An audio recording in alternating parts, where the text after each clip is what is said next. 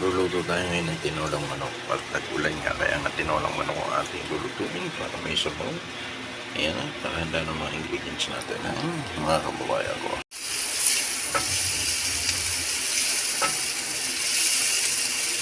Ito ang ating ginigisa ng sibuyas at bawang sa ating tinolang manok, mga kaibigan. Good morning, yan. Araw ng Merkules, ang maulam na Merkules. Nasabot ka lang natin yung bawang sibuyas at kaluya. Kaya nga natin yung manok at ating halo. Kaya ating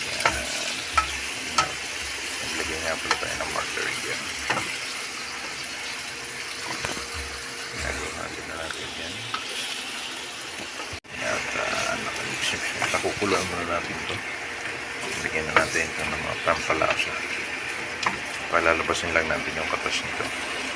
Saka lalagyan natin ng tubig, mga kabiyan. Good morning. Nilagyan na nga natin ng tubig yan na isang ice cream man. Tapos nilagyan natin yung tubig. At magkalikan natin ng paggulo kung ano lang sa natin.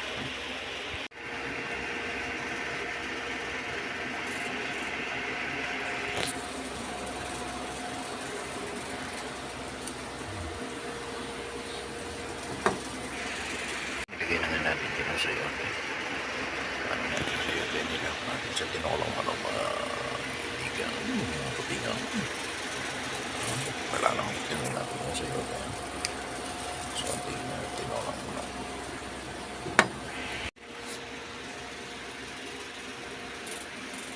Natin siling dam sa ating tinolang mga kapingan. Good morning. Yan, antayin lang natin kumulot-luto na rin yung sayote. Luto ng ating tinola. Yan.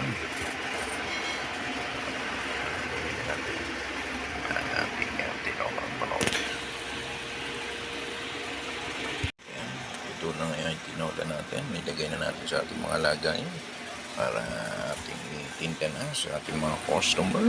Thank you very much and God bless you all.